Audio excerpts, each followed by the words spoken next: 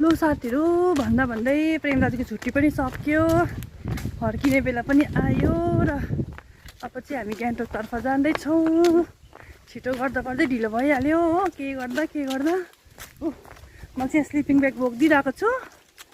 दाजु चाहिँ आउनुहुँदैछ ब्याग स्याग बोकेर र अब चाहिँ गान्तोकमै गएर भेटौँ है त साथीहरू। बाटो चाहिँ यतिको छ है, रोड छैन, के गर्नु, रोडसम्म चाहिँ अब हिँडेर जानुपर्छ परसम्म चाहिँ। अनि अब गान्तोक पुगेर भेटौँ है त, गाडी नि पाउँछ कि पाउँदैन हेर्दै गर्नुहोस् है त। गाडी छैन साथीहरू, ल हिँड्दैछौँ हामी चाहिँ। अम्बो हावा त कस्तो सरे त।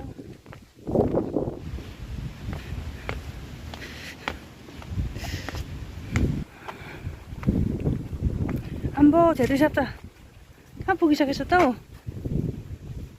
हिँडेपछि फेरि पछाडि फर्केर हेर्ने दस्तुर छैन है प्रेम दाजुको त। लु मार्चक पाइपुग्यो हिँड्दै हिन्टेलबाट गाडी सिक्नेको जग्गा पो आइपुगेछ। कहाँ भएर म चाहिँ जग्गै ठिम्याउनु सकिनँ नि।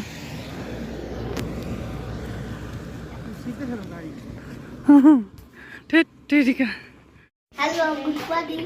गुड मर्निङ कालु। अब भाइहरू चाहिँ बिहान नै स्कुल जाने टाइम भयो। गान्तोकमा चाहिँ आजकल चाहिँ राति नै स्कुल जानुपर्छ, 8 बजी त पुगिसक्नु छ। खै आरुस चाहिँ यता चाहिँ भाइ बुहारी हुनुहुन्छ।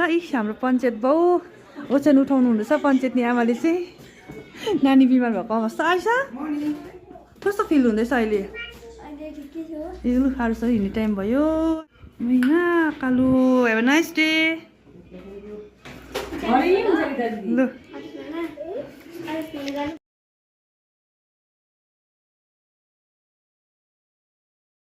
प्रेम दाजु हिजो घर जानुभएको थियो, कसैलेहरू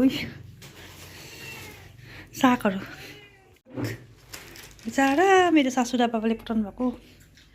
छेत्री सरको आमाले आप्पाले बाबाले। हामी चाहिँ भर्खर स्मार्ट गएर आइपुगेको है। हेलो साथीहरू, आज चाहिँ हाम्रो प्रेम दाजु चाहिँ फर्किनु हुँदैछ है। आन्टीकै बसेको थियो अघि बिहानको चाहिँ खानासाना खाइसक्यो हामीले। अब चाहिँ आन्टीले फेरि मोमो बनाइदिनु हुँदैछ ज्वाइँ साहबको लागि। यहाँ अचार चाहिँ मैले यहाँनिर हातले पिसिरहेको छु अघि, मतलब केमा हो सिलौटोमा पिसिरहेको छु हो। अन्त टेस्टी हुन्छ। बिरालो पनि मोमो चाहिँ मजाको भएको छ, क्या मजाको देखेको छु बिरी परेको। अब चाहिँ लु एकैचोटि मोमो पाकेर भेटौँ है त।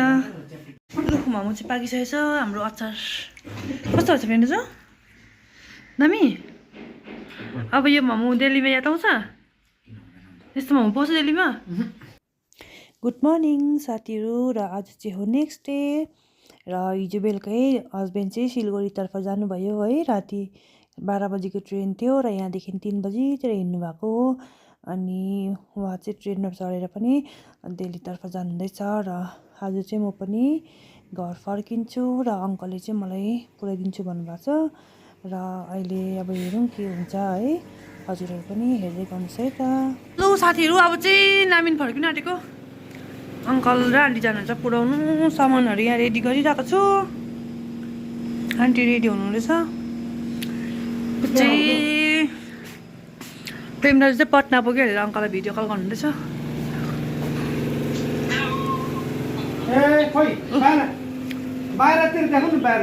अब चाहिँ नामिनमै गएर भेटौँ है त। यहाँ चाहिँ नजारा चाहिँ कस्तो छ मौसम चाहिँ। पारी पुग्नुपर्छ म चाहिँ। अब धुमा खालको रहेछ। लु अब चाहिँ बल्ल आइपुगेँ गान्तोकबाट। आजदेखि चाहिँ आन्टी र अङ्कल चाहिँ मलाई पुऱ्याउनु आउनु भएको छ। म चाहिँ सामान बोकिरहेको छु। आन्टी चाहिँ अगाडि हुन्छ, अङ्कल चाहिँ आउनुहुँदैछ पछाडि। आजदेखि चाहिँ म एक्लै हुन्छ घरमा। हामी चाहिँ यस्तो हिँड्नुपर्छ है साथीहरू, रोड छैन घरसम्म जाने। त्यहाँदेखि चाहिँ बिचरा आन्टी र अङ्कल चाहिँ मलाई पुऱ्याउनु भएको छ। सामान यत्रो बोकेर छ हातमा है। अङ्कल चाहिँ एउटा सामान बिर्सेर फेरि गाडीमा लिनु जानु भएको छ। अब चाहिँ घर पुगेरै भेटौँ है त वे मकैहरू पनि हुँदैन यता चाहिँ मार्न सक्छ तिमी है अदुवा खनेर चाहिँ खान्छ अलिक है मकै त खान्छ तपाईँहरू रोप्नु न तपाईँहरू रोप्छ त्यो घाँसको लागि मात्रै मकै के चाहिँ बट्टा होइन सानसानो बाल्टी मैले खोप्राको होइन जहिले त्यतिकै ल्याएर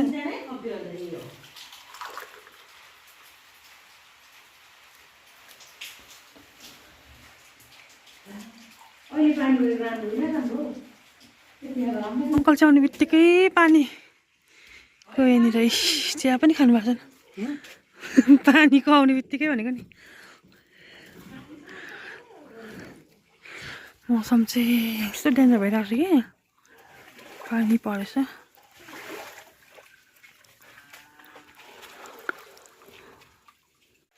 अलिक छोटो भएछ नि बलेसी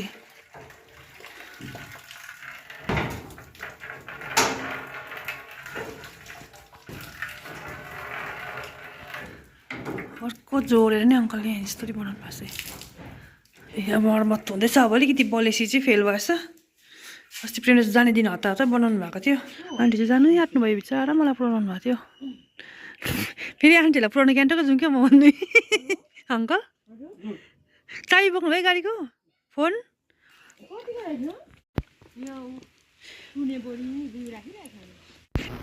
लु अब चाहिँ अङ्कलहरू पनि फर्किसक्नुभयो है र माथिबाट प्लान्टहरू लिएको थियो है आन्टीले अस्ति प्लान्टहरू किन्नु भएको थिएछ र यहाँ चाहिँ अब प्लान्टहरू मजाले आउँछ खुल्ला जग्गा छ भनेर आन्टीले किनेको प्लान्टहरू चाहिँ यहाँ लिएर मलाई अलिक रिपोर्टिङहरू गरिराख ल भन्नुभएको थियो है छाटेर रोप्नु पर्ने थियो अनि यो प्लान्टहरू रोपेँ म चाहिँ है त्यहाँदेखि अब चाहिँ अब मलाई चाहिँ विरक्त लागिरहेछ आज चाहिँ अब हस्बेन्ड पनि फर्किनु भयो ड्युटीतिर है अब नानी पनि हस्टेलमा अनि म चाहिँ अब अलिअलि कामहरू थियो सबै कामहरू सकेँ है र अब चाहिँ म यो भिडियोलाई चाहिँ समाप्त गर्दैछु है हजुरहरूलाई कस्तो लाग्यो यो भिडियो अलिकति पनि इन्ट्रेस्टिङ लागेछ भने चाहिँ भिडियोलाई लाइक सेयर सब्सक्राइब अनि कमेन्ट्स चाहिँ गर्न नभुल्नुहोस् होला र हजुरहरू कुन ठाउँबाट यो भिडियोलाई हेर्नुहुनेछ कमेन्टमा भन्नुहोस् है त साथीहरू।